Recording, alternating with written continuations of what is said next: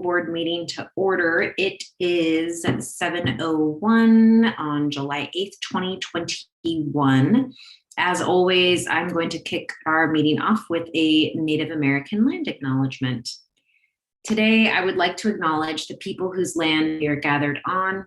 Present-day Portland is located on the traditional village sites of the Multnomah, Wasco, Cowlitz, Cathlamet, Clackamas, bands of Chinook, Tualatin, Kalapuya, Malala, and many other tribes who made their homes along the Columbia and Willamette rivers. Let us also acknowledge the robust Native community made up of tribal diversity that originates from around the country and whose journeys have brought them to Portland by ways of forced displacement or seeking opportunities. Today, these same communities celebrate their heritage, showing resilience, tenacity that would be greatly admired by their ancestors. Welcome, everybody. Thank you for joining us this evening at our July board meeting. We have some exciting things to get through, some general administrative items to get through. We're hopefully gonna get out at a little more reasonable time, I guess, than usual, but we never know with these meetings. We will go ahead and move forward to an exciting item, the swearing in of newly both appointed, or re-elected or newly elected board members. And this would be for positions 1, 2, 3, and 6. And we will have Pat Komar administer the oath of positions, and we're going to go in order of the position number, with 1 being first. So we'll have position 1 with Donna Barber, position 2 with Stephanie Stevens, position 3 with Hua Win, and position 6, that's my position, Andrea Valderrama. Before I turn it over to Pat, I just want to say how incredibly proud and excited I am of the board that we have today and of the opportunities that we have collectively to work together. I think there were some incredible campaigns at a moment when we were unsure about our community in our district moving forward. And I am just so excited to see more, not only racial and ethnic diversity of our residents, of our school district, but a clear values alignment that is just really humbling to be a part of. And so I'm just very grateful to serve alongside you all. And this is, I think, probably one of my favorite, if not the most favorite parts of board meetings, is getting the opportunity to see these amazing swearing ins. Unfortunately, obviously, we are virtual today, and so we won't be able to give the hugs and amazing photo opportunities that we usually do, but hopefully next month we'll be able to do something, especially for our newest board member joining us in person. So before I turn it over to Pat, I'll turn it over to Ken or Superintendent Richardson if you wanted to say anything before we get going, or maybe at the end. Totally up to you. Yeah, I would, but I think I'll wait to the end if that's okay, Andrea. Absolutely. Okay. So with that, Pat, and again, like I said, we're going in numerical order. So we're going to start with Miss Donna Barber. Good evening, Donna. You can hear me okay? Yes. Okay. So if you'll raise your right hand and repeat after me. I, Donna Barber. I, Donna Barber. Do solemnly swear. Do solemnly swear. That I will support the Constitution of the United States. That I will support the Constitution of the United States. The Constitution of the State of Oregon. The Constitution of the State of Oregon. And the laws thereof. And the laws thereof. And the policies of the David Douglas School District. And the policies of the David Douglas School District. During my term. During my term. I will faithfully and impartially. I will faithfully and impartially. Discharge the responsibilities. Discharge the responsibilities. Of the office of school board member. Of the office of school board member. To the best of my ability. to the best of my ability. Congratulations. Thank you. I think we can go ahead if folks feel comfortable unmuting, and we can just give an actual round of applause for Donna. If possible. Yay. Congratulations, Donna. Congratulations. Thank you. Awesome. So next we have position 2, Stephanie D. Stevens. Stephanie, you already got your hand ready. Excellent. I, Stephanie Stevens, I, Stephanie Stevens, do solemnly swear do solemnly swear that I will support the Constitution of the United States, that I will support the Constitution of the United States, the Constitution of the State of Oregon, the Constitution of the State of Oregon, and the laws thereof, and the laws thereof, and the policies of the David Douglas School District. and the policies of the David Douglas School District. During my term, During my term, I will faithfully and impartially I will faithfully and impartially discharge the responsibilities discharge the responsibilities of the office of school board member of the office of school board member to the best of my ability. to the best of my ability. Congratulations. Thank you. Congratulations. Stevie. Yay. Congratulations. Okay, so next we have our newest board member, which I'm so excited, position 3, Hua Win. She's got her hand ready. Excellent. Repeat after me. I, Hua Nguyen, I, Hua Wen, do solemnly swear do solemnly swear that I will support the Constitution of the United States, that I will support the Constitution of the United States, the Constitution of the State of Oregon, the Constitution of the State of Oregon, and the laws thereof, and the laws thereof, and the policies of the David Douglas School District. and the policies of the David Douglas School District. During my term, During my term, I will faithfully and impartially I will faithfully and impartially discharge the responsibilities discharge the responsibilities of the office of school board member of the office of school board member to the best of my ability. to the best of my ability. Congratulations and welcome. Thank you. Welcome. Congratulations. Welcome. Okay, and then last, position 6 is my own position, Andrea Valderrama. Okay, repeat after me. I, Andrea Valderrama, I, Andrea Valderrama, do solemnly swear do solemnly swear that I will support the Constitution of the United States, that I will support the Constitution of the United States, the Constitution of the State of Oregon, the Constitution of the State of Oregon, and the laws thereof, and the laws thereof, and policies of the David Douglas School District. and the policies of the David Douglas School District. During my term, During my term, I will faithfully and impartially I will faithfully and impartially, discharge the responsibilities, I'm sorry, could you repeat that?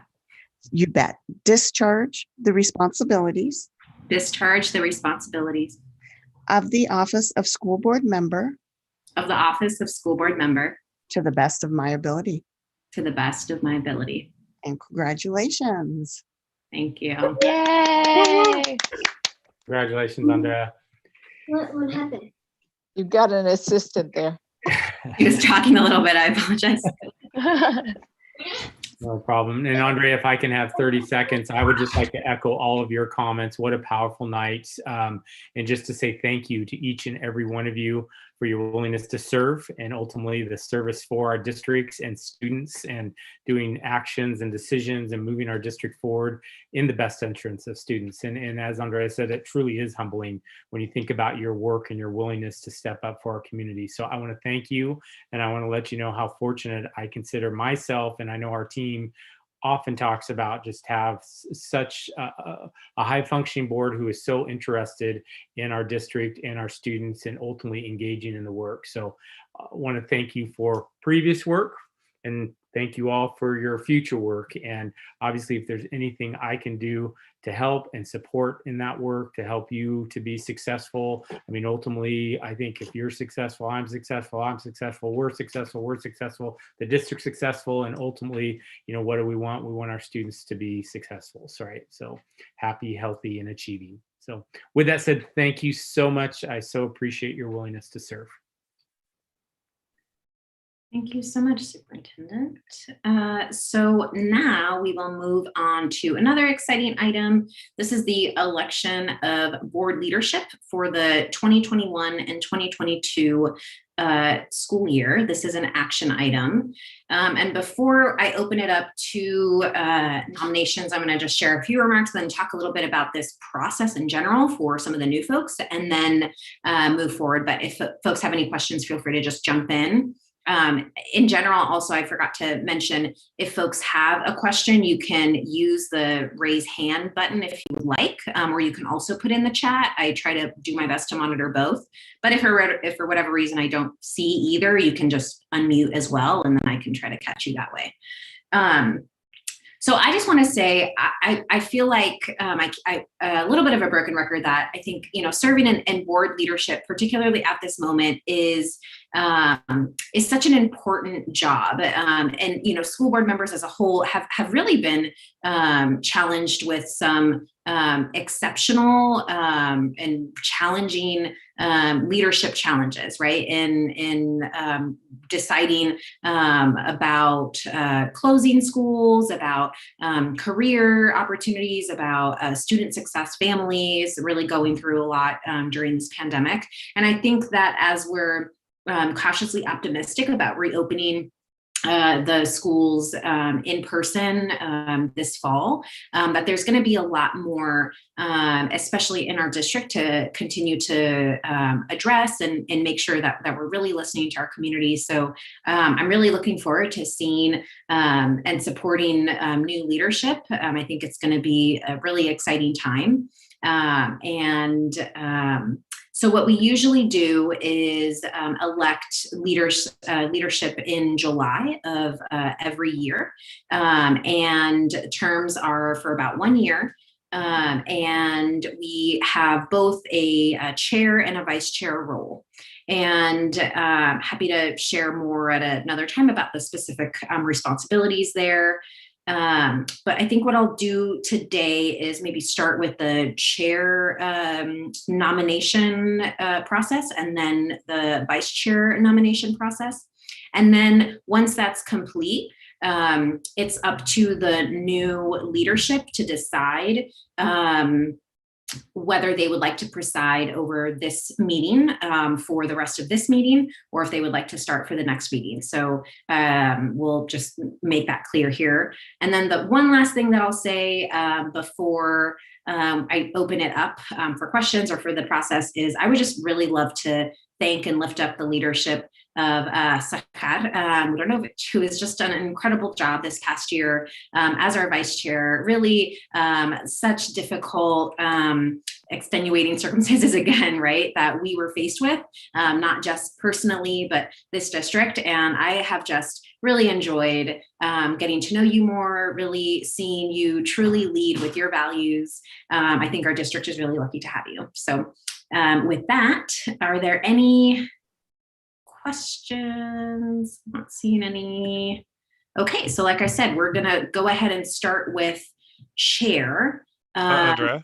Oh, sorry, go ahead. Yes. I just want to thank you for being such an amazing leader for the last 2 years. It's been an honor to have served under you, and thank you for giving as much as you've given to the board, and leading with such a steady hand. I really appreciate that. Thank you so much.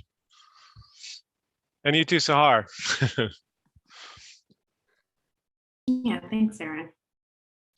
Okay, so with that, I am going to open it up to nominations for chair of the David Douglas School Board. This is for the school year of 2021-2022. Are there any nominations that folks would like to make? Andrea, I'd like to nominate Stephanie Stevens for chair for the year 2021-22. Great, thank you.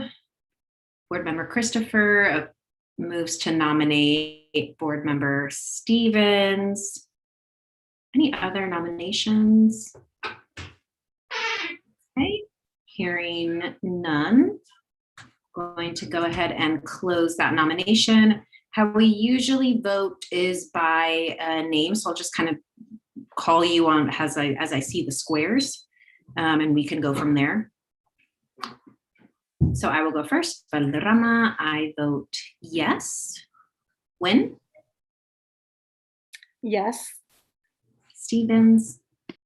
I accept and I vote yes, should you have me. Milanovich? Yes. Barber? Yes. Christopher? Yes. And Barrow. Yes. Excellent.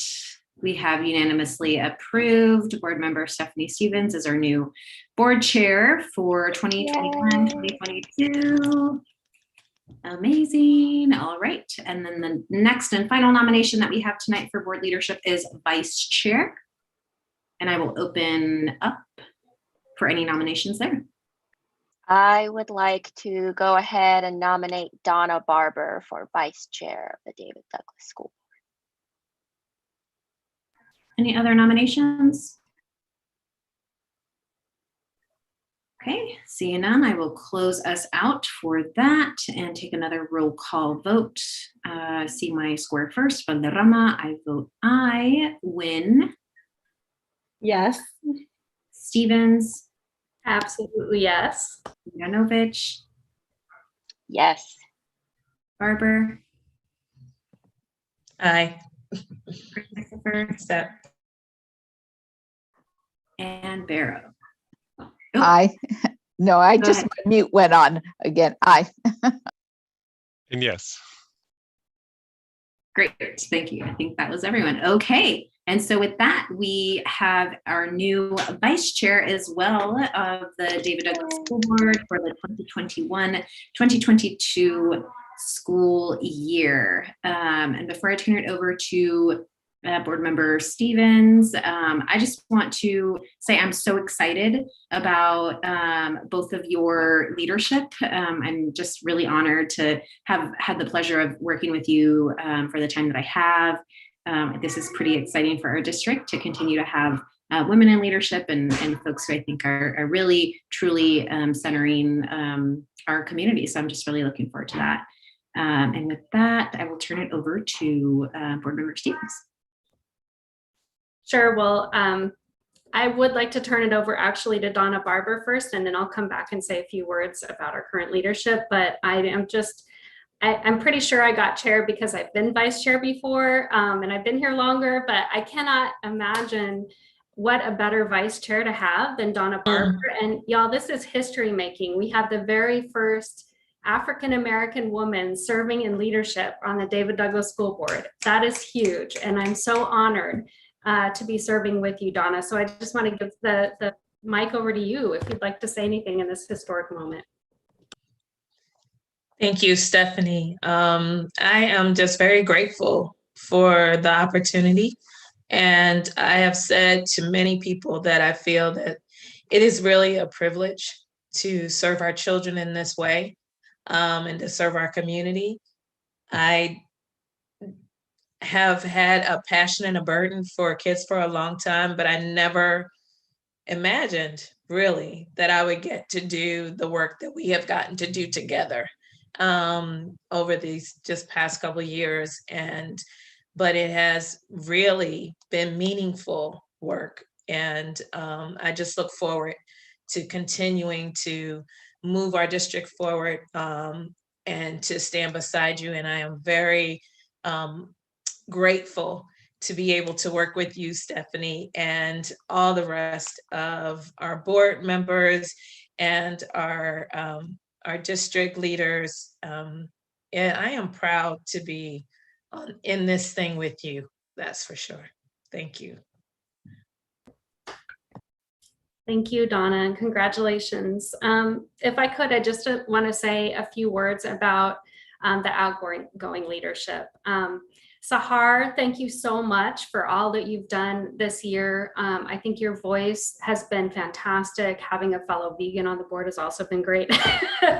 But you've really lifted up immigrant and refugee communities, communities of color, our kids. I really can't say enough about your leadership.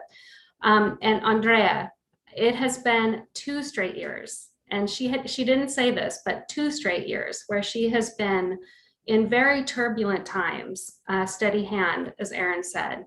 And I think that just says so much about who she is. We now have in this district, not only an equity policy, but an equity plan. We have in this district a new strategic plan. You know, we have a fantastic trajectory. We have a great budget. We have invested, you know, we have done so much. And I have to credit a lot of that to your steady hand, you know, and leadership and your visionary leadership.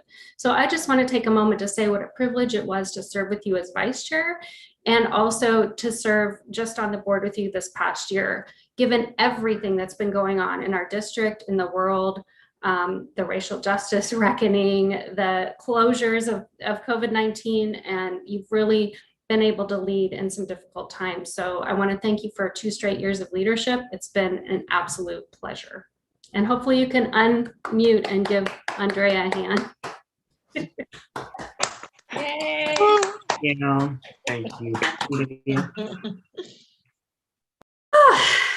Wow. Stephanie, can I just say something? I spoke with Andrea yesterday, and as you mentioned, it's been a very turbulent year. We don't know what the next year is going to be bringing us, what surprised us. And I wanted to stress, as the longest serving board member, that for leadership, you have a full board to back you. You're both working women with children, and so which puts a lot of pressure and stress and time commitment already. So if you're short and you can't do things just because of those other commitments, and it does happen, the rest of the board's there to help and support you in anything that needs to be done. Absolutely. And we are, if nothing else, all of us a team. Great. So we are going on to public comment. Do we have any public comment? Yes, we do, Stephanie. Derek, is Kaylin the participant? Can you bring her over? Yes, I'll bring her over right now.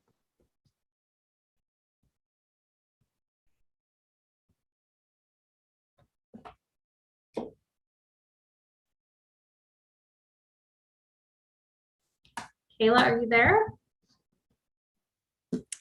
Yes, let me know if you can hear and see me. Can hear and see you. Welcome. Hi. Go ahead and state your name for the record, and we'll give you 3 minutes and to address the board when you're ready. My name's Kayla Shagardis. Can you tell me when to start?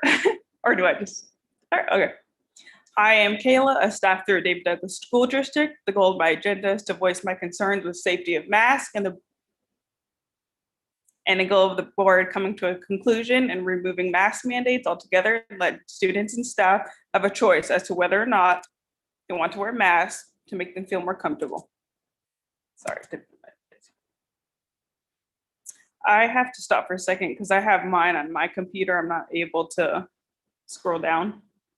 That makes sense. I'm trying to. No problem. Take your time. Okay, sorry. Yeah. No, not a problem. Okay, yeah, I had to stop because I have to pull it up on my screen. So, okay. Okay. Yeah. Okay, I have mine. Okay. Can I start again? Well, I already said my agenda. Okay. So Yeah. Okay. Disclaimer, I'm in no way making my argument based on politics or dismissing the seriousness of COVID. I'm coming from a place of just facts and statistics to present. Due to the time, I'll be skimming over my research, but I do have my resources available.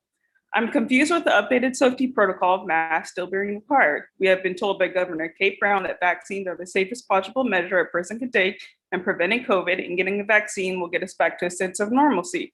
On June 30th, Governor Kate Brown lifted COVID restrictions for the state. So it confuses me as to why our district is still requiring masks to be worn indoors. I know as a district, we're following the guidance of OHA and ODE, but I think it is very important to note that Director of OHA, Patrick Allen, has no medical background. He is an economist.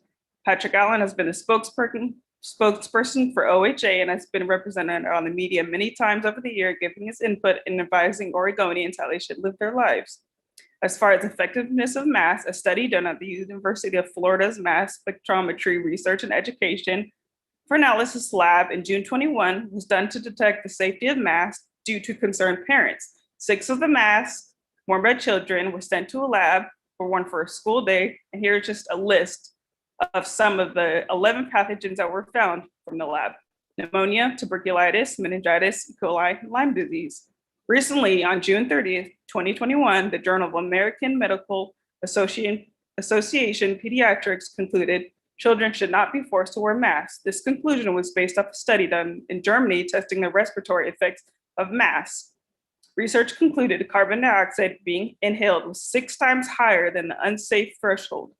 Even the World Health Organization on August 21st, 2020, which has not updated the recommendations, even states children 5 and under should not be required to wear masks, and age 6 to 11 should only wear masks in certain conditions, such as widespread transmission areas, and even if a child is able to wear a mask safely and inappropriately.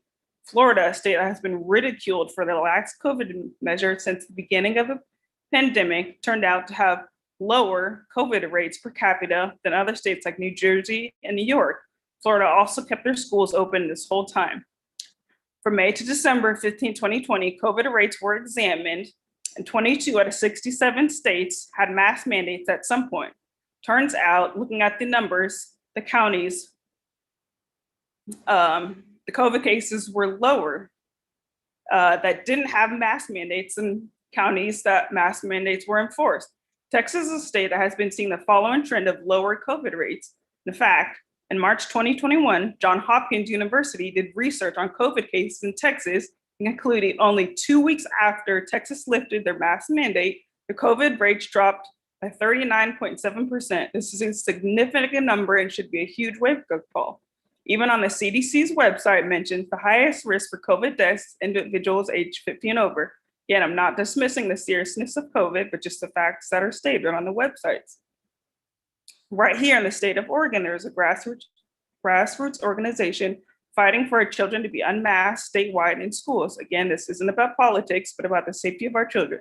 Many supporters of the parents in the grassroots organization are parents who are concerned for the safety of their health, and their children have been complaining that they can't breathe during class while wearing the mask and complaining of other symptoms. At one of the rallies in Redmond, Oregon, just on June 5th, a high school student shared her story of passing out during basketball practice. She had been told she still had to keep her mask on because masks are still required in schools. She ended up passing out in the locker room. The paramedics had to be called, and the student was injected with a type of medication used for overdoses in individuals that restarts the heart. I cannot sit here and lie and say the students have been doing great with keeping masks on, because that's not true. They are struggling. I have personally had students say to me, I hate wearing masks. Why do we have to wear masks? I've seen them sneeze, cough in their mask, drop their mask on the floor, put them right back on their face. Near the end of school year, I noticed a relaxed sense of students wearing their masks. I believe this is due to just overall doneness of wearing an uncomfortable mask that is hard to breathe in. Some days we even had to do light indoor activities and students were still required to wear them because masks were still required. I cannot fathom the idea of going back to summer school and having to see students suffer and know their health is at risk due to them wearing a mask. I care about the safety of the students and the other selves and my health, knowing the research I have done on masks. As you can see, there's a lot of evidence and real life stories of students struggling with masks. I again ask for the mask mandate to be lifted and leaving masks wearing a choice for the individual, not a requirement. I care about the health of students and staff, as I said, and I have plenty of science that shows masks are affecting the health of individuals in a negative way. Thank you. Thank you, Kayla. Do we have others wanting to testify today? No. Okay. It went a little long, but Kayla, I appreciate you coming, and we did also get that in writing. I remember seeing it before, so I appreciate it. And we will be getting an update in just a minute on this new guidance. So hopefully you'll get a sense of where the state is going. We'll move on then to consent agenda. This is an action item. We need somebody to move consent agenda or remove something if you would like. Do we need to remove the administrator agreement and the manager's agreement since we're not looking at approving the whole agreement? Yes. Then I ask that those two items be removed from consent agenda. All right, Frida is asking the administrator agreement and manager supervisor agreement be removed from the consent agenda. Second, anyone?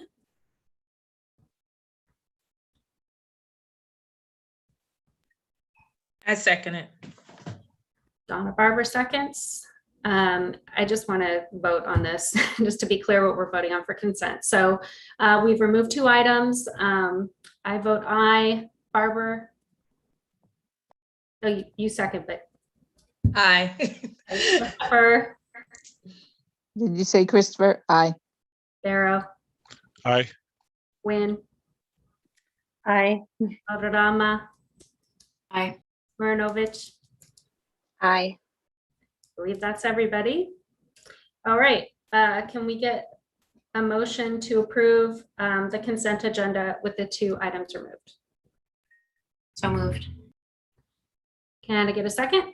I'll second. second. Oh, Valderrama moves, Christopher seconds. I vote aye. Donna Barber, Aye. Rita Christopher, aye. Hua Win, Aye. Andrea Valderrama, Aye. Aaron Barrow, Aye. and Sahar Marinovich. Aye. Great. All right, moving on to RSSL update. I believe that is our superintendent, Ken Richardson. Stephanie, were we going to look at taking action on the manager and admin agreement? Oh, do we have those revised in front of us, or can we just, okay. Let's. So it could be two way, well, a number of different ways, obviously following your leadership, but I did send an email and I could also share a proposal based on what I heard. And then as a board team, you can determine whether you want to consider that or not at this time. I would love for you to present a very short proposal, just for clarity, transparency. And that would be great. Great. Thank you. So there are specifically 6 different asks, and after deliberation, first and foremost, this is very quick turnaround. The board acknowledges that. We understand that. The board, we did discuss the possibility of deliberating and possibly considering 3 items or 3 requests. Those items specifically are, number 1 is that this would be a 3-year agreement with COLA agreements for the 3 years that match the license agreement. The second request is that we're considering tonight, or the board may consider tonight, is the addition of a 3rd personal day.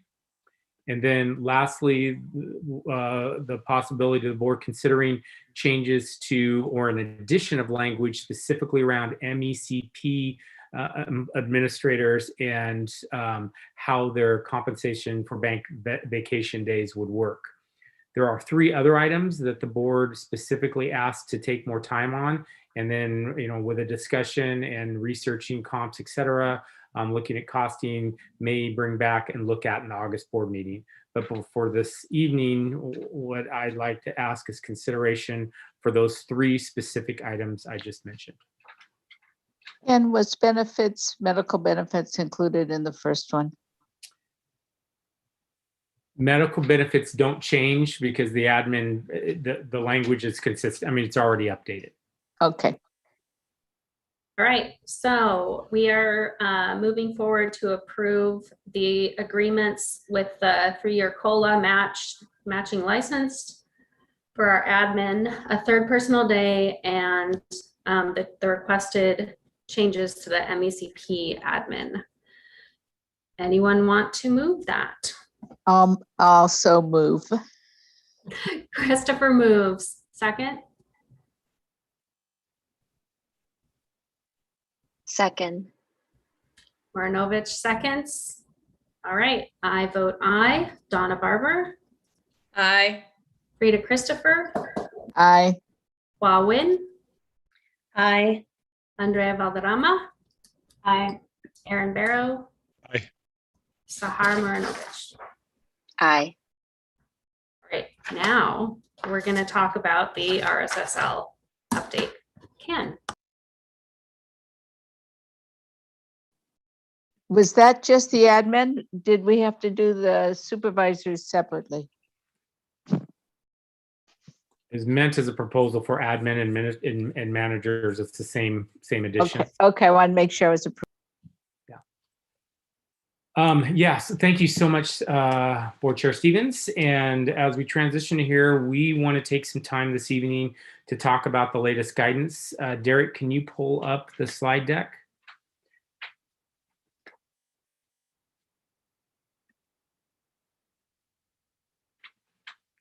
And we can go to slide 2. So as always, board, please don't hesitate to use the raise hand function, unmute, ask questions, and of course, at the end of this, we'll answer questions as well. Ultimately, if you look at this guidance specifically, you'll note that on June 24th, the latest update of the RSS guidance was shared. A couple things we know right off the bat: the previous guidance was 74 pages. This latest guidance was brought down to 21-ish pages. So a lot of changes, a lot of streamlining as we go through. What we've done is gone through and started to unpack, plan, develop processes with this language, with the understanding that there is going to be another update, a last update in about July 25th, I believe is the date. So we still have one more possible change. Although I can tell you based on the tone and what we're hearing, we don't expect a lot of changes from what we've seen. So first and foremost, I'm going to jump actually to the third bullet there, and that is a majority of this framework, a majority of what we're sharing, in fact, almost all of it has been changed to advisory, which means it is up to the district. We do have the authority to change specific or choose to either follow it or not. And we'll talk about that more detail during tonight's presentation. But I want to identify that because there are areas where the board could take action, direct the district, and it would not be, no, the governor says, here's the law, here's the rule. It is specifically, we have a choice to make.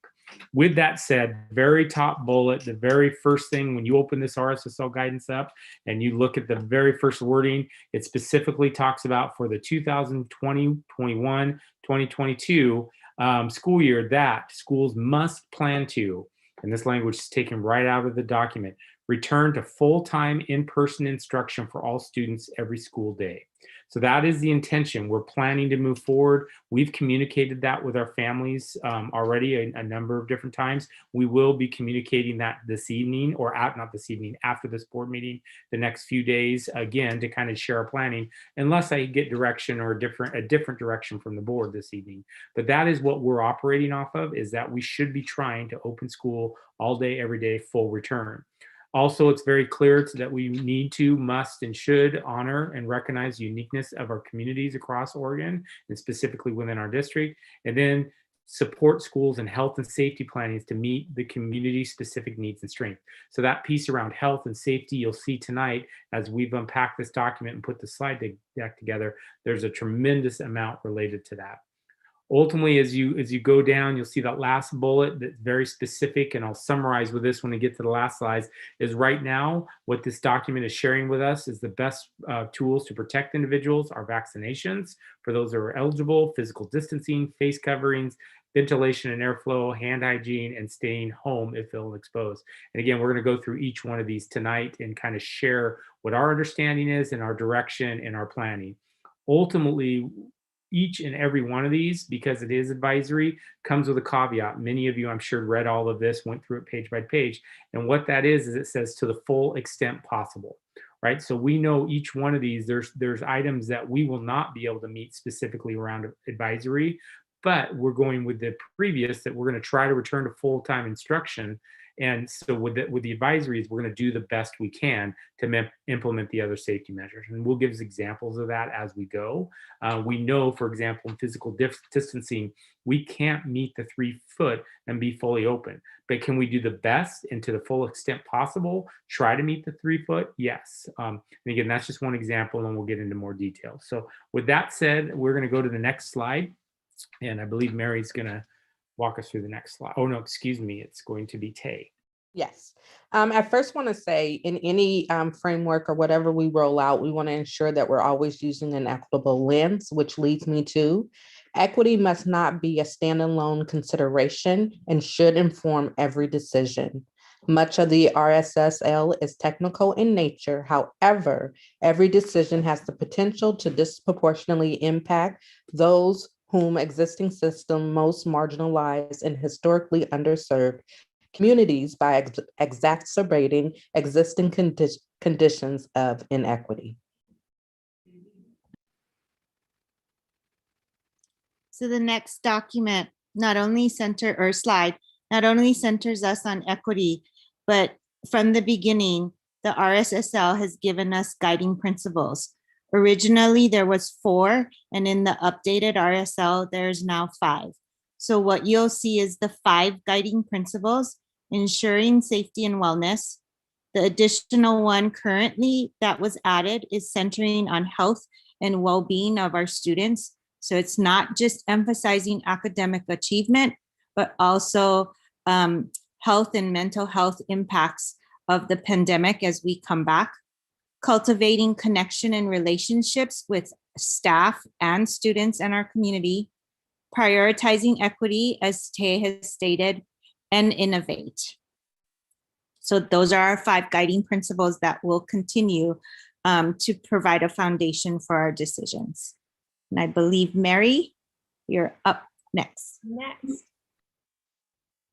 And so as Ken mentioned, the biggest change around the health and safety guidelines is simply that they're shifting, ODE and the Oregon Health Authority are shifting what were previously recommendations to strongly advise, and also shifting the decision-making to local control. So these lists of items are what are considered universal health and safety precautions that we have actually been following all this year and all the way through our hybrid learning. So we'll go a little bit deeper into some of these in the following slides. Next slide, Derek. Starting with the communicable disease plan and just all of the regulations around cohorting and maintaining, sorry if you can hear my dogs, I can't help it.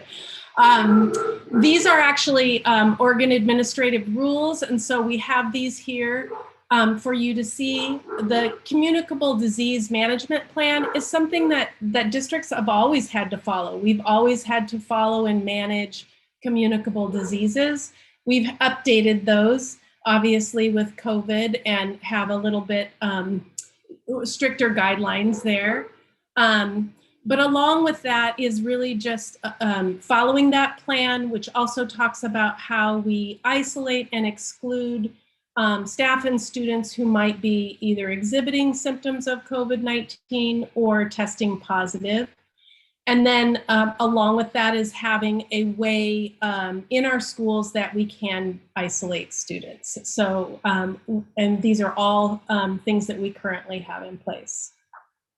Next slide, Derek. That's Candy is next. Yep, it is. Thank you, Mary.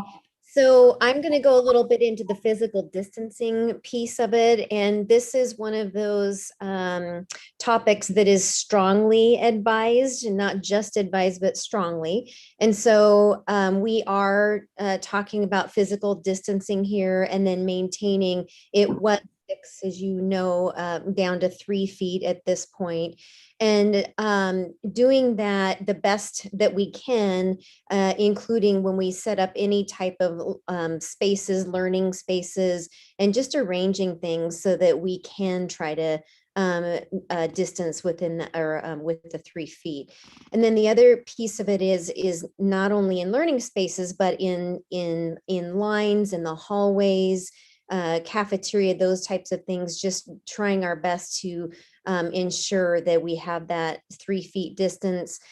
We have all of the markings on our floors in all of these spaces, and it's being advised to continue to keep those markings, have a one-way traffic flow so that it just is just very tight in terms of, going in one direction, and again, keeping the 3 feet. And then the next slide talks about the face coverings, as we had testimony about this earlier. And again, this is a strong advisory. So they are advising that we do have face coverings for not only all students in kindergarten and on up, but also staff when students are inside buildings. So currently we are doing that with our summer school program. And when students are not in buildings, we have went ahead and lifted the mask requirement for those that feel comfortable doing that and or have been vaccinated. And then also just keeping in mind that we always have and we will continue to give certain accommodations for those who have medical needs or a disability where it is necessary to not wear a mask. In the RSSL guidance, it also speaks to going outside. And when our staff and students are able to go outside, at that point, they are not recommending or requiring any type of face covering. So, so going outside will give everyone kind of that needed break to take those masks off. And I'm going to turn it over to Ken now for the next slide. I have to unmute there. Thank you, Candy. Just to clarify that last slide, backing up Derek, because we did have public testimony tonight for the board. At where we're at right now, is our understanding is based on the strongly advised, is our intention is to follow the strongly advised based on the experts and based on what they're sharing, unless, again, we have a conversation aboard and we want to go a different direction or look at it. So all of these, each one of these slides, each one of these conversations, when it says strongly advised, we're going to do the best we can to implement those, but again, to the full extent possible. So for example, the previous slide, Candy talked about the 3 feet. We know the number one priority based on the document is that we open. We do a full return, full open. There's no way that we were able to manage 3 feet or keep physical distancing at 3 feet and be fully open. What we can do is develop a process to the best of our ability, to develop systems where there is the most space possible. But if you think about buses, if you think about cafeterias, so these are just some of the barriers that we're thinking about, that we will have systems in place and we'll develop safety protocols and do the best we can. But ultimately, we know we will not be able to hit the 3 foot target. Again, we know it's advisory. We know that we'll do the best we can, but we also know that the priority at this time is to open fully. So we're going to be kind of finding this middle ground, navigating this as we go. And again, there'll be more information that they'll share a little bit more on what that looks like. So next slide, please, Derek. And we're back to ventilation and airflow, also a priority that's identified. Same thing. It is advised, strongly advised. And in this case, I'm not going to go through. I think you understand the idea of fresh out air, bringing in as much fresh air as you can, doing as much as you can. Instruction, feeding, activities outside as you can has been a push for some time now. We have invested, as you know, the filters for all of our air units. We updated and into a more stringent filter. We also opened up all of our air intakes. So typically when a heater unit's running, we might only exchange a certain amount of the air because we keep some of the heated air in the building. And we actually moved to where we were 100%. We were exhausting the building and bringing new air in, exhausting the building, bringing new air in, just to bring in as much fresh air as we can. We've supported, directed, asked staff to open windows, open as many windows as possible, which is part of the process. And then as the board know, because you approved the approve the purchase, we did purchase HEPA filters for all classrooms. So all learning spaces do have the embedded HEPA filters to circulate air as well. So this is another one that we're going to do to the best of our ability to continue ventilation and airflow to meet the guidance. And if we could have the next slide, please, Derek. This is back to Mary. Yes. So as we talked about earlier, that vaccine is one of the best ways to prevent the spread of COVID-19. But the other is just really, and I didn't talk enough about this in the previous slide in talking about our communicable disease plan, which really outlines how we are supposed to look for staff or students that are exhibiting symptoms, and then identify those symptoms or have maybe had a significant exposure, and then isolate those, not only if they're at school, but in a quarantine situation. And so along with that, though, is also having the ability to rapid test for staff or students who are exhibiting symptoms at school.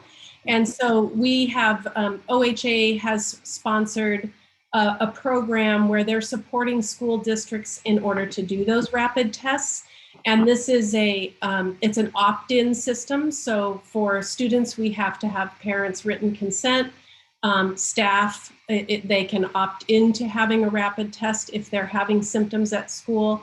And it's a self-administered test. So it's the person, the individual is doing the swab themselves. And we have trained staff members there that are just, I guess it's proctoring the test and making sure that the swab gets properly stored and then sent off for, processed. I'm sorry, they don't have to send it anywhere. So this is something that we have been doing during hybrid and will continue to do for families that want to have this as an option. It does cut down on families having to go someplace else to get a test, which might either be a hardship or just difficulty with work schedules and things like that. So this is another service that we can provide to our community that we would continue to do. And next slide, Derek. And then also, of course, vaccines. As you all know, the Pfizer vaccine is approved for individuals 12 years and up. We, at this point, vaccines are really pretty readily available in our community. For a complete list of those vaccines sites in our community, you can go to our David Douglas website and look under family resources and then COVID, I think it says, vaccine opportunities. And in there, there's the most current information that's constantly updated through Multnomah County Health Department around vaccine clinics. But we have also hosted several in our district as well. We've had 3 so far, one at the high school, one at Gilbert Heights, and one at Floyd Light. And then also our health clinic is another resource for our community. And any Multnomah County health clinic is a place where community members can go get a vaccine. And then you can just see here that minors 15 and up are able to consent to this type of medical intervention when it's delivered by a physician, naturopath, nurse practitioner, and et cetera. So we will have more information about future vaccine sites. We're now talking about starting to plan one for just right before the start of school. We did have one just last week that had pretty low attendance, and I think it was mainly because it was right after the holiday weekend and a lot of people are on vacation and just not available. But I think really, offering those right at the start of the school year is another way to help support families. And next slide, Derek. And this part, I'm just really like throughout all of the RSSL guidance, I'm just really happy to see this continual focus on mental health and social emotional learning. And so we continue to see that here, of course. And just to really understand that if we can't meet the needs of students' mental health and social emotional needs, they're really not going to be able to access academics. So really trying to look at our schools and be as supportive as we possibly can to the needs, the diverse needs of all of our students. But some of the things that have been really great in this guidance in particular is just this real shift on prioritizing time, actually allocating time at the beginning of the school year, really giving teachers that permission to just focus on building relationships, getting to know your students, understanding their needs. And that's really kind of a new focus for us. The other is just this focus on health and well-being, not only for our students, but staff, but not really fixing what's broken. It's like starting a more of a strength-based approach to how we support students. Everybody has strengths, and part of that getting to know students is to know what are their strengths and what are their interests and how can we build on those. And then it's just really talking about the centered on 4 interconnected pillars. So trauma-informed care, social emotional learning, racial equity, and strength-based and culturally relevant prevention intervention programs and systems.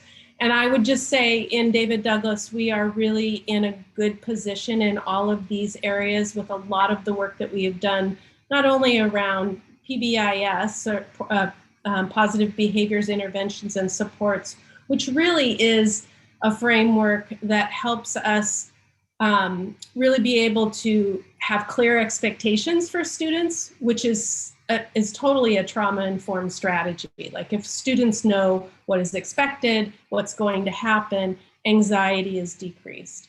But also our work around restorative practices and mindfulness, and now having also social emotional curriculum, K-12, those types of things. But we're all, right now, our work is just, it's really exciting right now, is that we are starting to really anchor all of that work in racial equity and to just really make those connections for our staff and for our community, because they are all very interconnected. I think that next slide, Derek, please.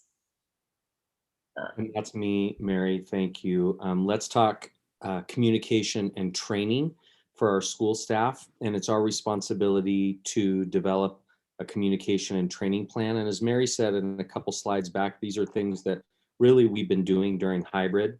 And that is developing protocols for communicating potential cases to the community and other stakeholders. And then also it's on us to develop communication around clarity and supporting materials to community members. And we do our best to have that in their preferred language about the specific health and safety protocols in place at our schools. And really we rely on the MESD and local public health authority. They provide us, they're very good about providing us template letters and communication tools for this.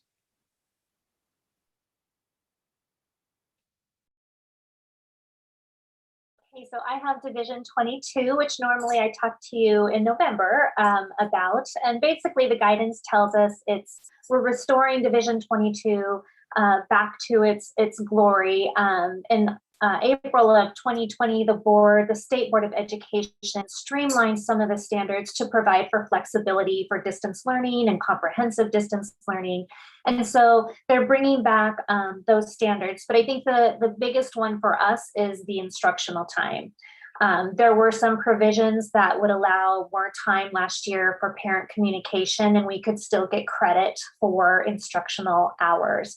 And so we will be back to the full time, which for K-8 is 900 hours in a year. And for 9/11, it's 990. And for our seniors, it's 966. And then we just listed a couple of some of the other Division 22 standards that we'll be talking to you about in November.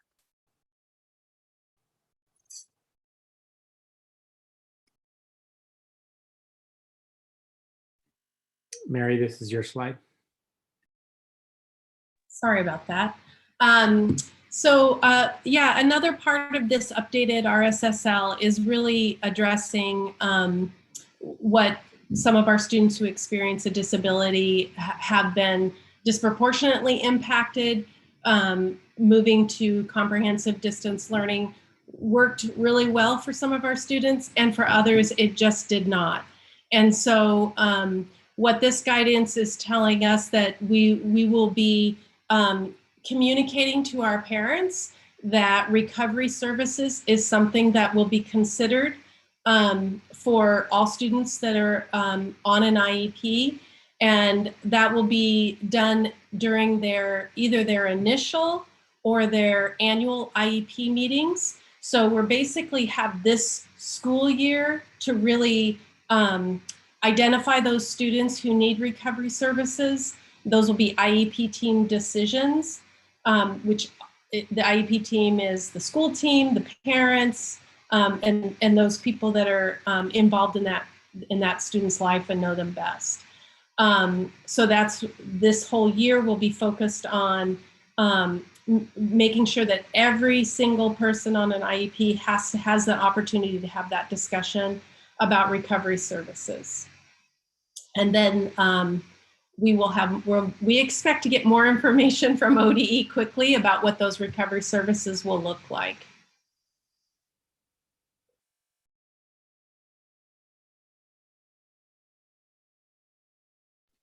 And this is the final slide, and then we'll slow down, open up to questions, conversations.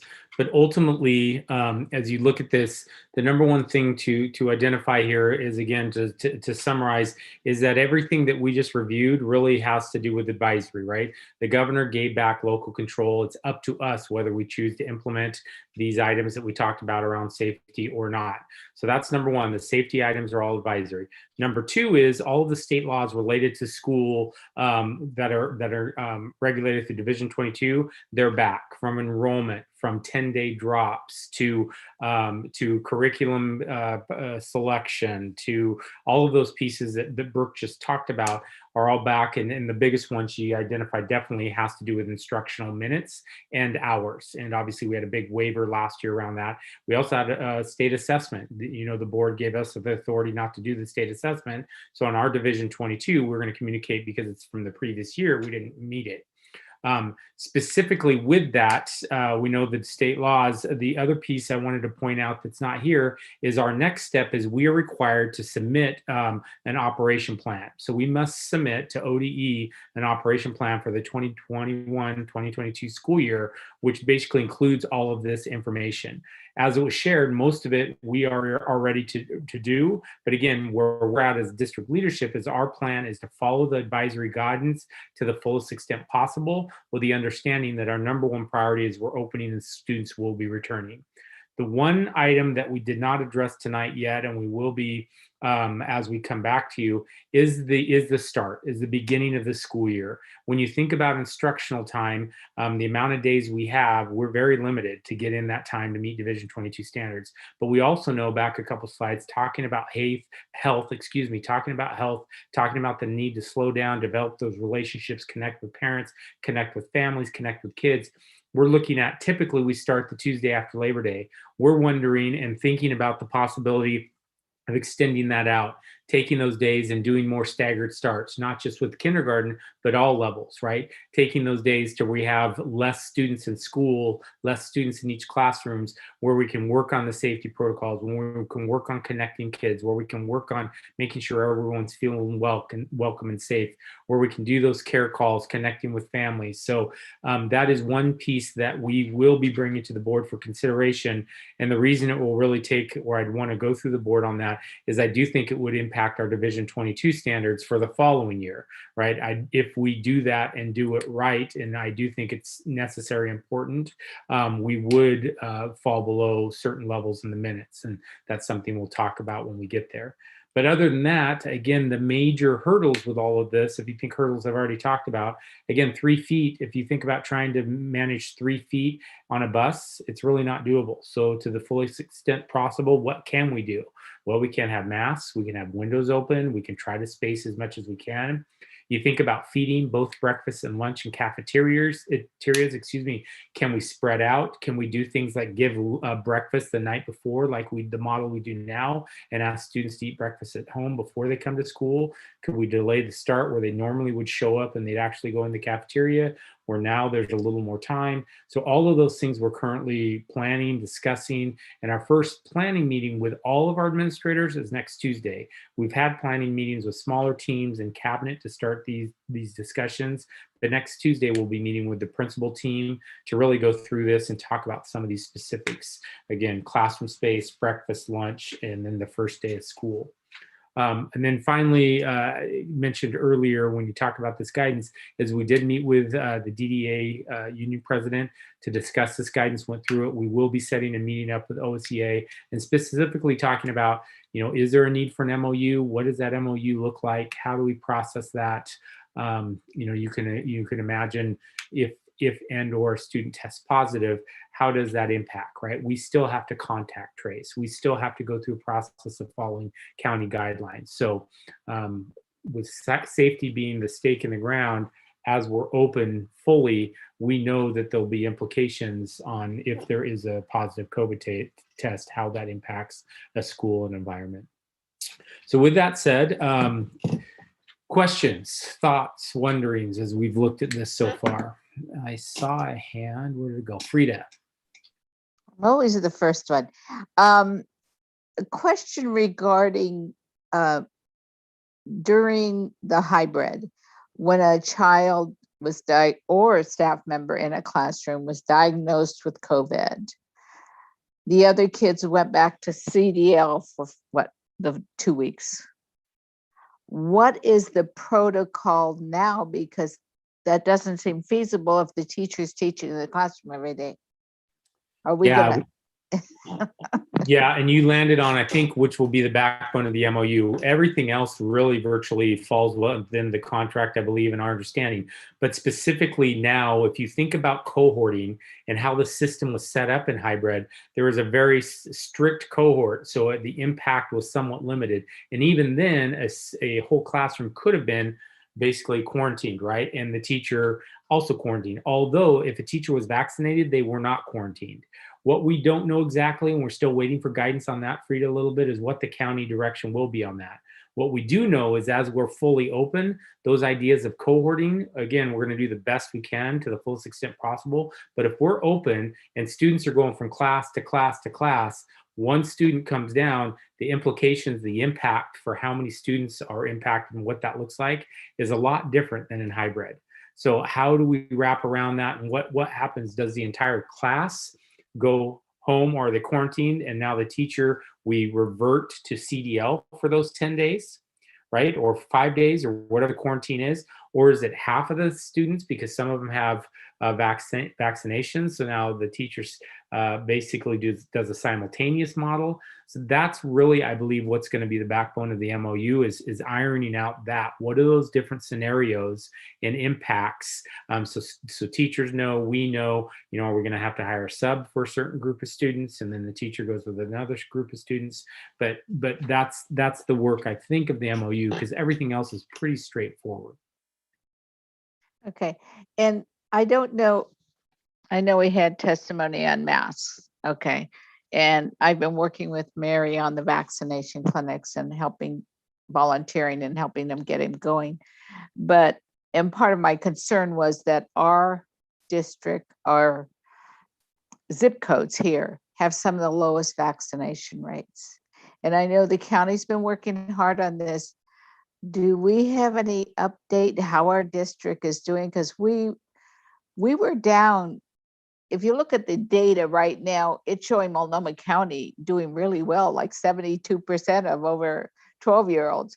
But if you looked at our zip codes, we were looking like 40%. So has that improved? Because that's going to impact when the kids come back to school.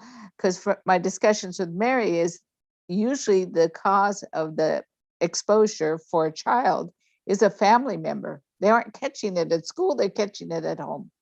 So, which is going to impact our schools. I was just wondering if we've heard any more about any improvement there. No, we do not have the latest data, Frida. In fact, we talked about that in cabinet today, and we're reaching out to see if there's updated data and what that data looks like. But at this point, we don't have that. And I know Donna's hand was next. Yes, I had a couple of questions and also a comment. One question was, so are staff and teachers at this point required to be tested and or vaccinated in returning in the fall? No. No. Okay, and then with Division 22, there was mention about the communications with parents no longer being allowed to substitute for instruction time. Will Division 22 allow, or return to that, allow maintenance of that important parent communication that was begun or expanded during COVID that we think is a good thing to hold on to? Or will that now become, well, I don't have time to communicate with parents because I have to fulfill this instruction time? Have we worked out how we maintain this good thing that we developed during COVID? Yeah. So, oh, go ahead, Brooke, please. I'm going to say in Division 22, there are always allowances. Like you have so many hours you need to meet, and then they give you some like buyback hours. So there's always hours for parent communication. I want to say it's like 30 hours. So you can say 30 of your hours can count towards instructional time for like parent conferences and things like that. During COVID, I think they upped it to like 90 hours could count towards instructional time. So there is still that provision. It's but I would imagine it may revert back to the 30 hours that we have. So for just giving you that it is in there, just not as many hours. Yeah. And is that a minimum? No, so that's the maximum. So that's kind of to reframe it. Brooke, what she said is absolutely correct, but I'm going to reframe that a little bit. That language is always there around conferences and different things that we had implemented before COVID that we were allowed to use as part of our formula. It's reverting back to that, right? We've gotten language that says we're going back to Division 22. So your specific question, Donna, yes, there is minutes in there that are identified for parent conferences, but that's under the, what I'll use, quote unquote, the old model. The number of minutes and time get absorbed that quick. So directly to your question, the intentional outreach we did this fall, and as we returned and as we connected, no, there's no allowable minutes there. I specifically reached out to Colt around that, specifically talked about my interest in that, and he understood it, was a great response, but ultimately where we landed is that they moved away from that.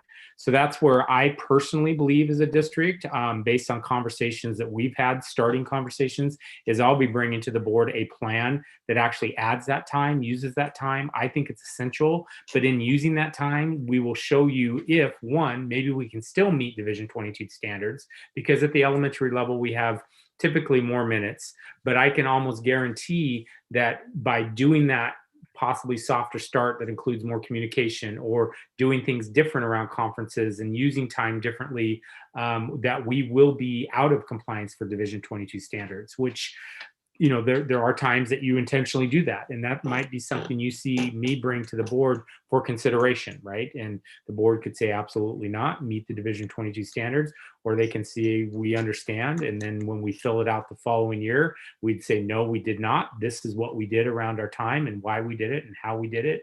And then they would tell us what to do. And typically what they do is, if you miss it after 1 year, is they basically say, okay, develop a plan to make sure you don't miss that target next year.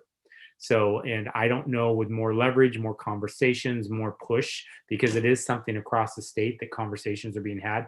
Maybe Division 22 could be updated or have some sort of acknowledgement of this use of time, really talking about seat hours. Let's talk about how we use times better and more efficiently. So I'm going on and going on because I'm kind of passionate about it. So I apologize, but that's where we're at in our understanding right now, Donna.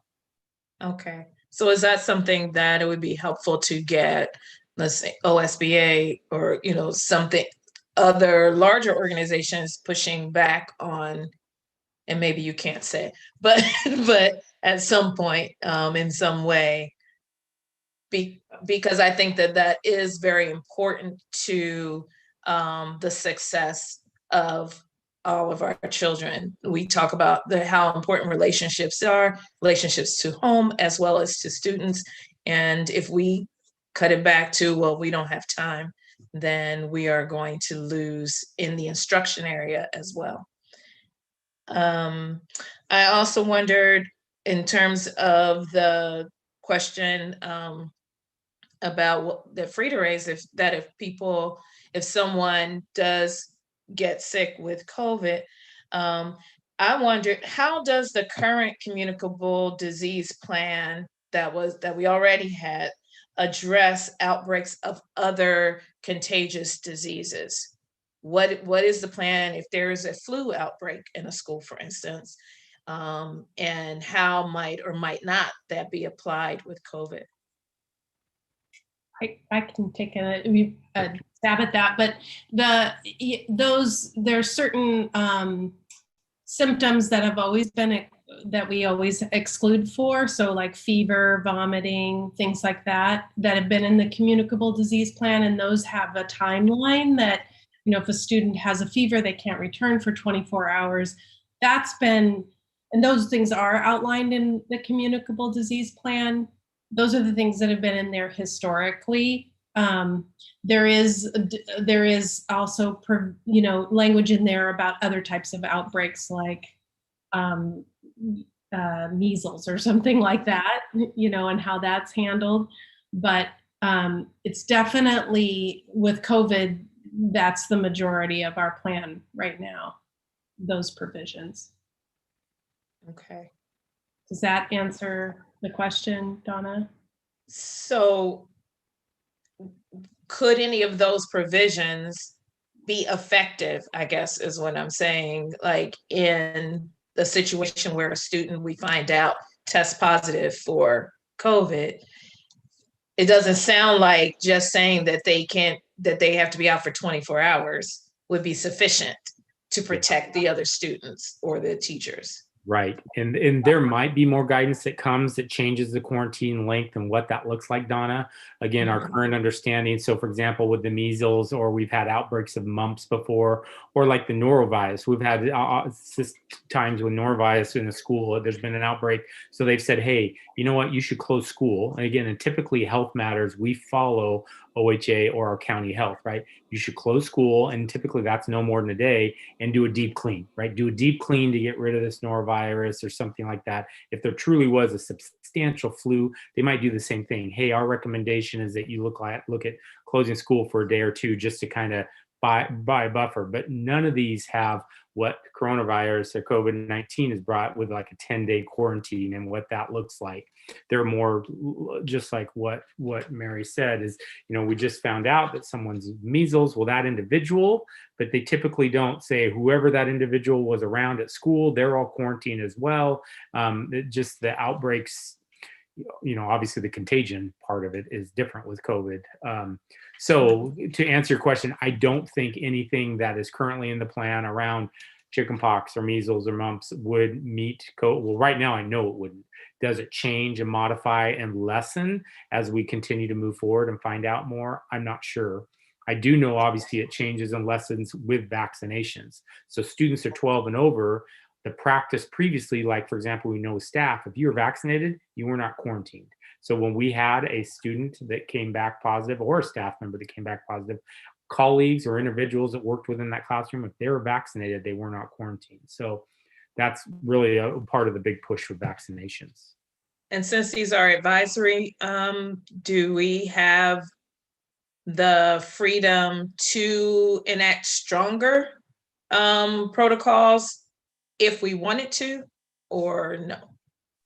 So the communicable disease plan and those items that come from the county are not advisory, right? Those are required. Right. Those are pieces in plan. Now, I guess example, I'm drawing a blank on what do you mean by stricter or more? What do you think? If there's nothing that says, oh, we have to quarantine, do we have the freedom to decide that we will? I would say that the guidance that we get from the county is based on solid science. And so for an example, if somebody has symptoms of COVID, symptoms of COVID alone, we would quarantine them until we determine whether or not they're really positive.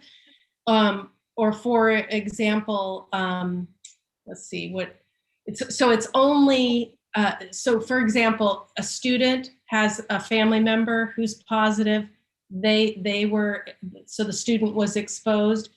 In that situation, unless that student tests positive, we don't quarantine the rest of the quarantine. So and that was some confusion early on because we really want to minimize the disruption to education, and that's very disruptive to have to, and the science doesn't say, I mean, it really bears out that you're really only at risk if you're a close contact to a positive case. Right. So, you know, I don't know that we would want to go stricter than what is already in place in the communicable disease plan, because it would be very, I mean, I don't know what it would be, what you're thinking, but it could be very disruptive. No, I just wondered if you had a student who you tested and they tested positive. It's not they were just exposed, they actually have it, or a teacher. Yeah. Did we have the freedom, if we were to so choose to say, we do want this group of students to quarantine for this amount of time, or this group of the students in this class who have not been vaccinated to quarantine? I just wonder if we even have that option, or if that's not an option. Not that we would do it, just do we have the option? Yeah. Interesting question. I think we'd have to get some legal on that, Donna, to be quite honest. I'm leaning towards no. I mean, quarantine, and that's a medical, we follow county health when it comes to that kind of thing. So again, asking someone to go get tested, going home, taking care of your fever, those kind of things we can, but to say you're quarantined or can't come back, I think there'd be some violations there and some strict pushback, but I really would probably need to confirm that. You know, I mean, like at the policy level, could the board set some sort of policy around guidance? I suppose, but I think again, it would be riddled with challenges, and I don't think we'd have a lot of ground to stand on based on your question. Okay. And my last thing is just a comment that we balance the fresh air to some degree with student comfort. And as we get into winter months, that it's just not, well, we have to have all the windows open and there are kids that are shivering, that to think about how we're going to balance that is important. Yeah, that's fair, Donna. And our intention is not to have windows wide open in the winter. Again, we're going to be spending more money on heating because we're going to be recycling air and bringing cold air in rather than using the heated air and keep heating it. Our planning is exhaust, so we'll actually be heating more cold air. So we won't be as efficient as we've been in the past. But you know, our intention definitely is to have a comfortable learning environment, as comfortable as we can. Absolutely. Great. We're gonna move to Aaron. And if you board members, other folks want to raise your hand if you'd like to ask questions, that would help me put you in the stack. Thanks, Stephanie. I had a couple questions about, one was about online schools. Currently, we have an online school program in this next year, which I think is a great idea for parents who are nervous about their kids going back or worried about their safety. But I was wondering, what's the will kids who are going to online school be able to get it back into the regular classroom if that their parents change their mind later or feel more comfortable. Also, if it goes in the other direction, if we have a student, like say my child's going into 5th grade this year, and about 2 months in, I decided I'd rather have them in online school, would we be able to move them back into online school from the live environment? How portable is this going to be? Yeah.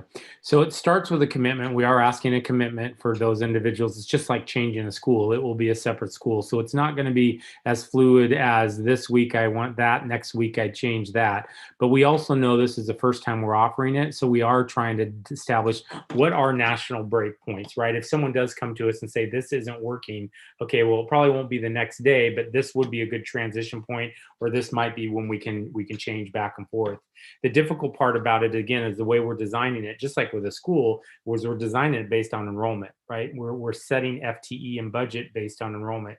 So if we hire 5 teachers and we have 30 people that change their mind and leave, and we have those teachers assigned there, that puts a pretty difficult situation in front of us. Same thing with a mainstream school, elementary school. If we've staffed and then a bunch of them decide, well, I want to go online, and now we have classrooms with 6 kids in it, and I'm obviously being extreme here and trying to make an example, there'd be issues with that. So, but we also know that we're a district that we want to listen to parents and accommodate. So how do we listen? How do we make those changes? How do we, try to meet what they're asking for, request what they're asking for?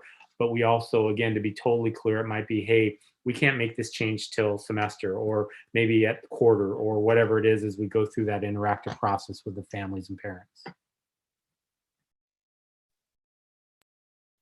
All right. I don't see anyone else, but I have something. So I see Andrea. Oh, Andrea, please. Okay, I have 3 questions. So thank you for the presentation. You talked a little bit about masks. Will masks be provided for students and employees? Yes, we do have masks that we've purchased, part of the ESSER funds. So previously we've purchased, we'll be purchasing again.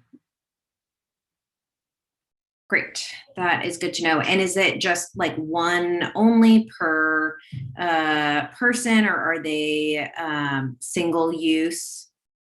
They're those disposable ones. I don't know, Pat, if you can explain it better, or if you know the model, but yeah, they're basically, if a student shows up, doesn't have their own mask, there'll be a box. They can take a mask and use that mask. If the next day they need another one, they can have another one. So staff as well, shoot, I forgot my mask, I don't have to wear it at Myers anymore, or whatever it may be, then we do have masks available that are at schools.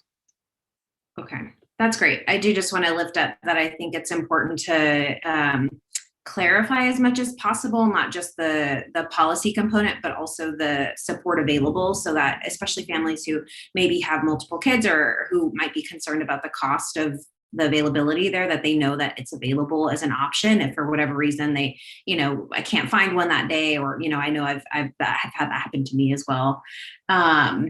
Also, similarly with vaccines, are those, can you talk a little bit about our school-based health clinic and what the process would be if someone is interested in getting a vaccine, what that would look like on grounds?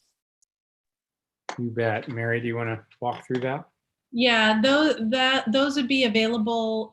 They're by appointment is the way I understand it right now. They're not, I'm not sure they're like a walk-in, but by appointment. So they could just call any health, Multnomah County Health Clinic to schedule those.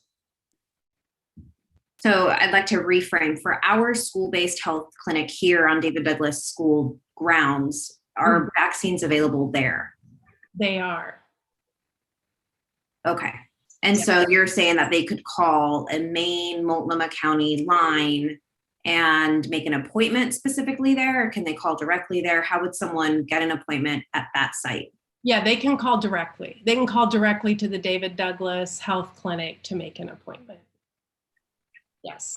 And are we doing any promotion, given what Frida was saying, that we do have low numbers here in district and in this area, that we can share with folks that that's an available service for them?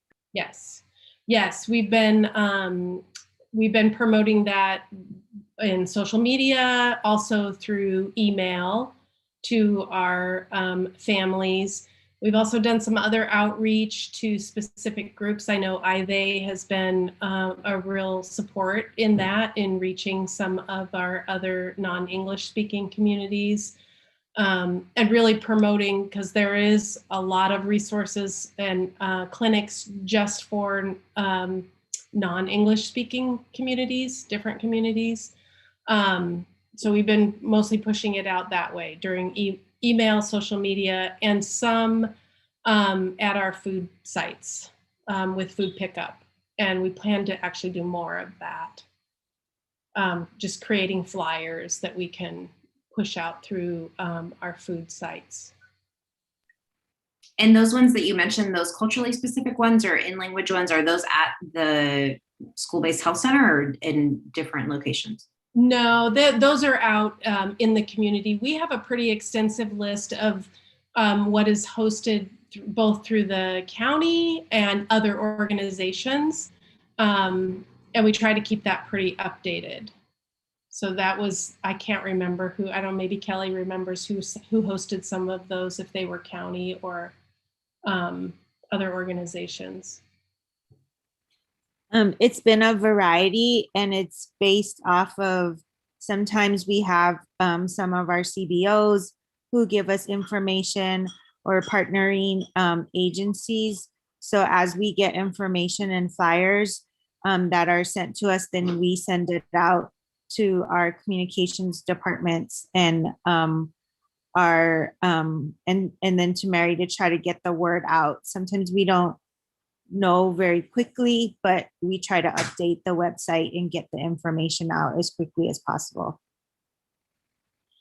And I would just, oh, go ahead. Oh, I was going to add, if you have ideas on how to reach them more, I know I've spent quite a bit of time when I'm at the vaccine clinic talking with the people from Multnomah County Health on other ways to reach out, like taking their van to the affordable housing units and various things. We're pushing it through Sun Schools. These are some of the ideas, our conversations Mary and I've had with the county, trying to get them to look more on, I call it marketing versus communicating, because that's what we have to be in now. We have to market to them to convince them to get the shot and the availability of it, and not just throw communication at them.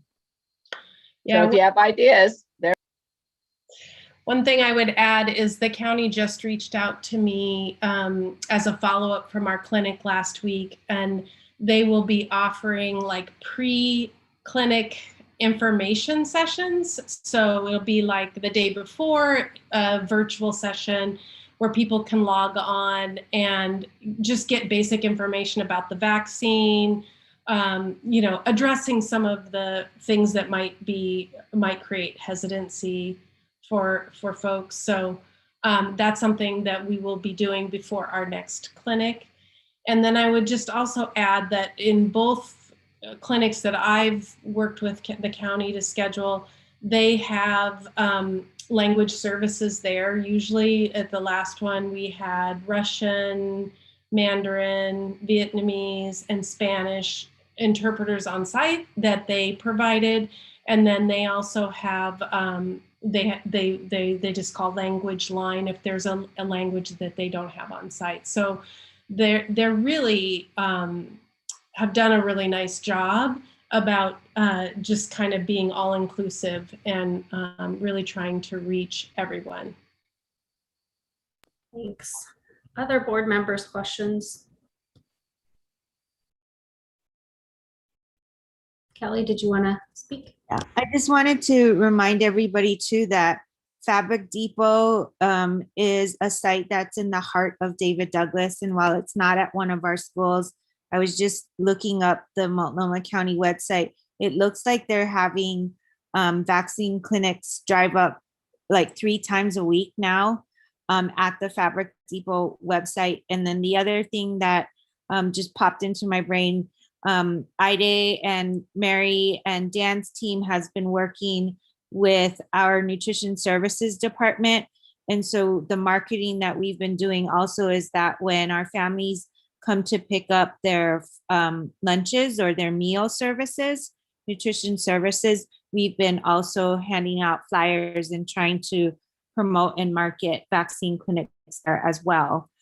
So trying to do some of those multiple basic services and overlapping the communication when we see people face to face. Yeah, I wanted to thank you, Kel, for bringing that up. They are calling those low barriers or no barrier clinics. So you don't have to have an appointment. You can walk up, you can drive up, and they will take anybody at any time. So, and those sites also have the J&J vaccine available. So if some people don't want to come back for that second vaccine, so it's nice that those are available. And we have had those available at our clinics as well. We've had a small number of the J&J vaccine available for people that just want to be one and done. So you can definitely promote me in your marketing for the J&J. I had it and it was great. Tay Spears. I just wanted to address Erin. Erin, I know you had some detailed questions in regards to what the stations may look like as far as masks and hand sanitizer. What I have done, I just put in the link, the PowerPoint we made available to our families when returning to Al-Asad. We also included pictures just so it could help support our families to feel more comfortable with the return of their students and providing visuals of what to expect. Thank you. Anyone else? All right. I mean, in listening to the RSSL guidance, I have to say, I feel a little bit like my heart sinks a bit, because although I'm so excited, we're going to have a full return to school. Hey, it's not going to be a full return to normal. And I think it's going to be really important that we communicate as soon as possible what we plan to do, which is another reason why I think it's a good idea to ensure that we have that sort of staggered start with families, because as we've heard in testimony and in letters, the community's all over the map on this. Some people are really freaked out to have their kids back in school at all, with the Delta variant becoming more dominant and more transmissible. And we have an online option, which is great, but it may not work for working families. And then we have other families who don't live and breathe RSSL that are say, my kid hasn't worn a mask all summer. Our whole family, we go everywhere, and now we have to go back to that. So I think it's going to be extremely important how we communicate this and why we're doing what we do. I do have some questions still, and I don't necessarily think you need to answer them here, but in addition to sort of to the best of our ability around buses, I have questions around, you know, swimming, the pool and sports, music, PE. Will there be an opportunity for kids to take mask breaks outside, you know, in addition to just recess? Like, can there be opportunities for kids to breathe?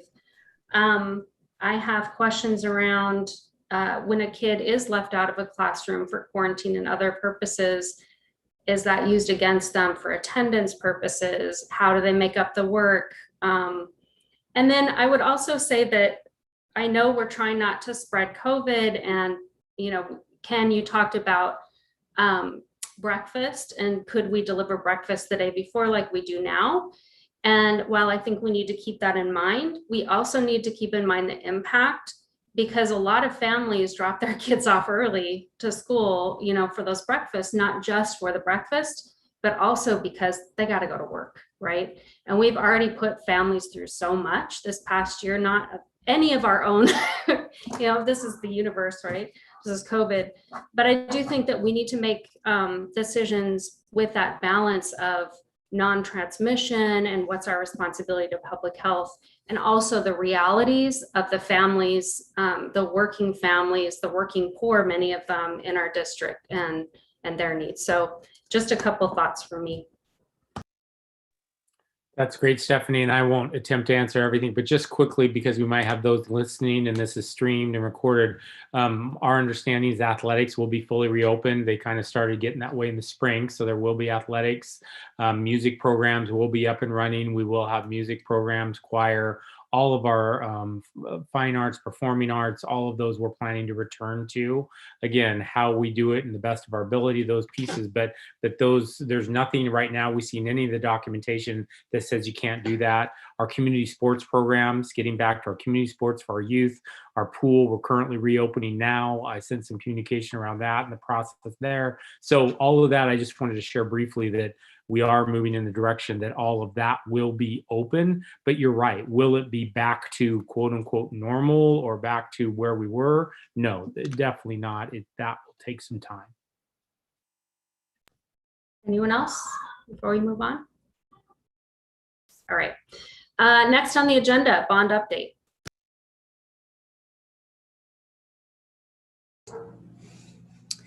Good evening. So this will be pretty short. The last month you had a memo regarding going out for a bond in May of 2022 and things we needed to get started and progressing. So I wanted to let the board know that the RFP for the bond consultant is out. It'll close July 28th. So those folks who are on the committee will need to help score. And we are in the process of still working through some of the deferred maintenance items, but we'll have that list to you probably by the end of the month. So, and that's our update on the bond. Thanks, Pat. And I know that Donna and I are going to need to meet here pretty soon about committee assignments and all kinds of things for this year. So maybe we could also touch base on bond when we do that. Any questions for Pat? All right, let's evaluate our superintendent.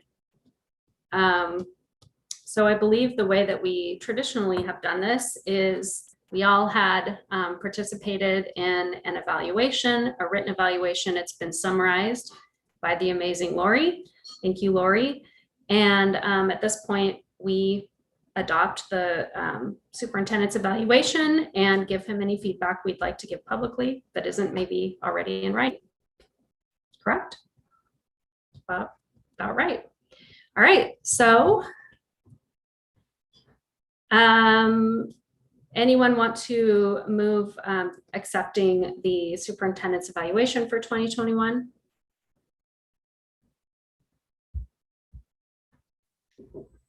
Stephanie, I don't mind doing that, but first I'd like to make some comments because again, this year we had to do it all virtually, which makes it a little harder with our discussions.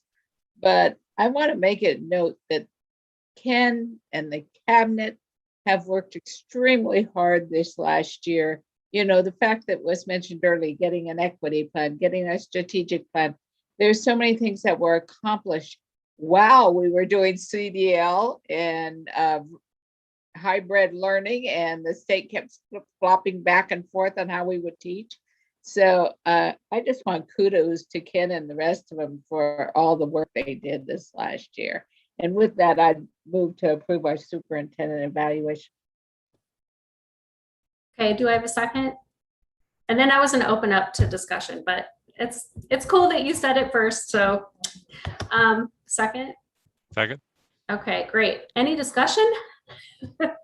Well, I just want to say, Ken, man, the work that you and your team have done this last year is amazing. I mean, it has just been such a wild year. So many strange things happening, and you just showed an immense amount of leadership, and really helped to get us through these really troubled waters. It's been amazing to watch your whole team do all this hard work. I really appreciate it. I know that everyone feels that way. I really just wanted to let you know how much I appreciate the work that everyone's done under such an incredible weight. So thank you. Anyone else have comments or discussion? I'll just say that I agree. I've been very appreciative to have the cabinet and superintendent that we have, and all of your work has been amazing under very difficult conditions. And I know that there were times where you were probably catching it from all sides, and extremely long days, and probably a whole lot of things that were outside of the job description. But you handle all of that with such grace and dedication and commitment. And so we appreciate that. And so we're just so happy to work with you and beside you. Thank you, Donna. Anyone else? All right. Well, I just have to say, I think in evaluating Ken, we're also evaluating his leadership and his entire team. And like was said about having a strategic plan, an equity plan, bond discussions. We have a grow your own program now. Ms. Tay is here on the cabinet. Mindfulness and trauma-informed practices trainings. We've had 2 contracts negotiated. You know, Laura, you've been amazing. I mean, honestly, Andy, dealing with principals and dealing with like education in this crazy environment. Brooke, still pushing through curriculum, and how much curriculum changed this year. Derek, everything you had to do on tech and technology. I mean, honestly, I could go through every single one of you and say how amazing you've been this year. Like, I'm so proud to be a part of this team, and congratulations, Ken, and everybody else for making it through one heck of a year. Let's give them a hand. So with that, we have moved and seconded the superintendent's evaluation for 2021, which probably didn't say everything that you've done, but we'll approve it. Donna? Aye. All right, and Hua? Aye. And Frida? Aye. Aaron? Aye. Andrea? Aye. Sahar? Aye. And I vote aye. All right, we're on to the budget calendar and public meetings for 2022-23 budget adoption. Good evening. In your packet was a memo regarding the plans for some community engagement as we start the process for our 2022-23 budget preparation. Believe it or not, we're already thinking about that. And we are thinking about following many of the strategies that we used previously. We do need to do outreach for our student strategic investment plan and for the school improvement plan, and also for the ESSER funding. So we're looking at community surveys in October, November, community meetings once per week starting in October, and kind of targeting on Tuesdays and Wednesdays.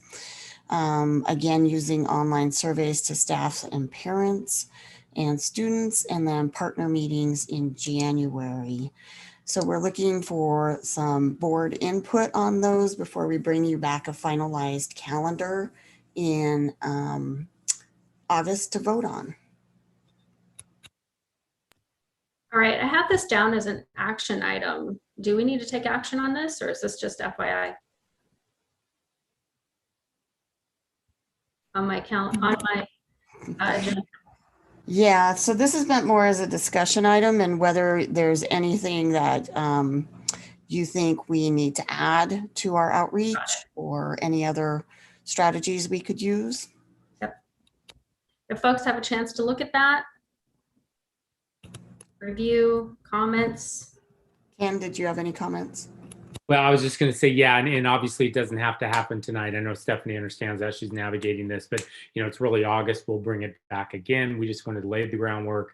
If there's any questions right now, thoughts right now, great. If we're getting towards the end of the meeting here and it's like, hey, can I look at this later? Absolutely. In August, we will bring it for action, probably more formalized. Until then, any kind of conversations, you can call Pat, myself, you can email, you can text, and we'll make changes to update. And some of it, we probably will be updating as we go as well, right? We'll develop a plan, but if we get feedback from our community that we'd like an extra meeting here, or we'd like to do that, or we think that's how the SIA meetings that happened last time evolved through the process as well. So we're just hoping, again, one, to clarify, share what we're doing.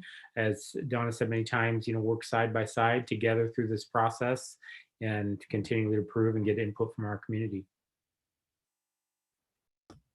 Great. So we'll go ahead and move through the next agenda item, and folks, take a look through. I myself am thinking, about looking at this plan through the equity lens that was developed and processed last meeting and adopted, looking at resource allocation and how ensuring that process is part of budgeting.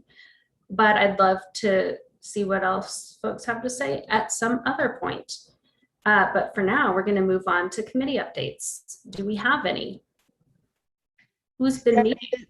Oh, Stephanie, this isn't a committee update, but I know you and Donna will be assigning people committee positions. So I was asked by Bev Fisher at the foundation, we always have a liaison to the foundation board, and Christine was our last one, but she's no longer on the board. So we'll be looking for you assigning someone else to that position. And she wanted to leave, whoever you should do so, wanted to leave it open that on August 10th, we have kind of a social potluck meeting so people can just chat a little bit before we get into the planning for the year. And she wanted to make sure whoever gets selected, that they're invited to it. So I was just carrying on a message. Cool. So a month and 2 days, you can go and party with the David Douglas Educational Foundation at a potluck and help David Douglas schools. Donna, I'm sure that you maybe have some ideas about who might go where, but I'd also love for folks to express their interest in committees where you have a passion. Donna, I don't know if you have ideas about what you were thinking in terms of committees. Just kind of touching base individually with board members. Yeah, I would like to hear if people have preferences or requests first, that we would consider that as we decide. So please make your requests known. What you might do is have Lori send out this past year's list of who was on what committees to each person, and then they can send in their requests to you. That seems to be the easiest way. Because I'm sure if you're new, or even relatively new, to remember what all those are. Yeah, sounds great. And I've served on several, so I kind of want to do some different work this time. Okay, so are there any official committee updates? I assume not. I don't believe so, Stephanie. I don't know, did you see Andrea's comment? I don't know if she still has her hands up or not, but I think she had her hand up earlier and we couldn't see it. Oh, goodness. Andrea, did you have something you wanted to say? Yeah, I had my hand up for a while, but it was back on the budget calendar item. I just had some questions about that, but I will follow up with admin and just make sure. I do have some ideas, and the link wasn't working for me for whatever reason, so I couldn't quite review the document here. But yeah, we just want to make sure that we're being thoughtful about what we've learned this past year in terms of remote settings that are comfortable outside or indoors, and just really making sure that it's not just about meeting a checkbox, right, of communities, but that we're trying to do our best to navigate in a trauma-informed way, right, and just continuing to do that in the way that we have been. So I will follow up with folks to just make sure that we're talking through that a little bit. And in the draft, I just wasn't able to really see it for whatever reason. So. And then, yeah, my hand, I think, is a different color. So that's maybe why you haven't been able to see it, but maybe I'll chat if I have it up again. Great. Anyone else? Okay, last but not least, we have our superintendent update. Ken. You bet. So if I'm short or if I'm long, here's the question. If I'm short and we get out of here early, does the credit go to Andrea or Stephanie? I want to know. I try to, no, seriously. My superintendent's report's very short tonight. In fact, I just want to recognize that that on Saturday, June 26th, we had Sign Die, legislative basically came out of session, and want to thank all of our legislatures. Although the virtual nature of the session, our lawmakers continue to work diligently and tackle a number of critical issues. Obviously, we have family and connections, and we have a board member. So thank you for all the work. There are a specific list. We know that we ended up with 9.3 billion state school fund. You know, there was a lift up there from the 9. Obviously, there's still questions about current service level and how we make sure we get that in the future and talk about, but there's a whole list. And rather than go through it this evening in the recognizing time, I will send an email with this, just supervise or just updating and sharing this information, that kind of some of the other key bills that passed, Student Success Act, linguistic inclusion. There's just a number of equity issues and a lot of work and championing that came from the legislature. And then the last thing, Stephanie, I didn't get to, I like your style, you're moving this on, but I did just want to thank the board for the feedback. It goes to the heart, it goes to the head. Listening, I want to recognize and thank you for specifically acknowledging our cabinet, my cabinet, our team, because that is where the work, they are amazing. Earlier I said it, they have all been recruited. They are good. I don't think they're the best in the state. They are. And there's a lot of different reasons, from loyalty to belief in kids, to support, to willingness to work those long hours and do what's right for kids. So thank you so much for recognizing them, because that is where the recognition should be. 1, and 2 is, said it time and time again, it truly is a privilege to serve and to stand together and work together. And lastly, just to recognize, although very positive, and I am so proud of the work that our entire district did, and everyone from food service to teachers to transportation to the lift, and how we showed up and stood up continually. I'm proud of that. And I'm so thankful for everyone involved, including our board, as we navigated this.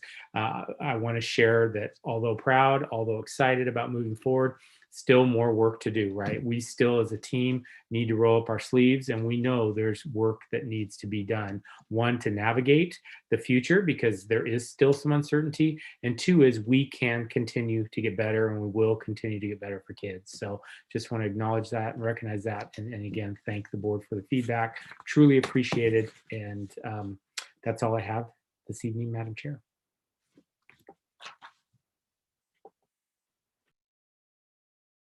I think you're muted. Unmute. Anything else for the good of the order? Stephanie, I just had one question for Ken. I wanted to verify. We will be able to have volunteers back in the school this fall. My understanding is yes, Frida. Okay, thank you. Yep. And they get masks if they need them by the door. That's correct. Great. Excellent. We are before 9:00 p.m. I hereby close this meeting of the David Douglas School Board. Super excited to have a fantastic in-person year, and we'll talk soon. Adjourned.